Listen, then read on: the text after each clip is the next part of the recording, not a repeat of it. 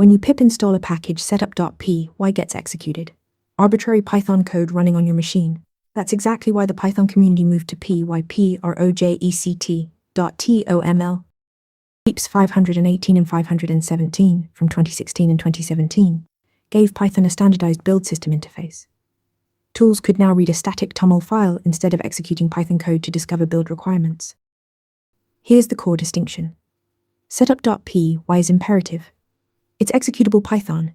You could compute versions from Git tags, add OS-specific dependencies, run anything at all. Powerful but unpredictable. pyproject.toml is declarative. Pure static data.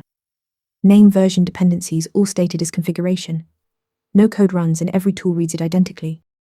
Before pyproject.toml metadata was scattered across setup.py, setup.cfg, manifest.in, and requirements.txt. Now a single file handles everything: your package name, version, classifiers, and entry points, in one structured format every modern build tool understands.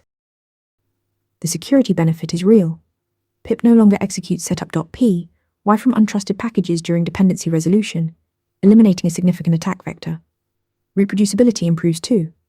Static config reads identically every time, and tools like Black, PyTest, and MyPy can all store their settings in the same file. pyproject.toml is static, secure, and unified, the modern Python standard for good reason. If you're still on setup.py, now is a great time to migrate. Want to get better at answering questions like this? With Interview Mentor, you practice real interview questions out loud.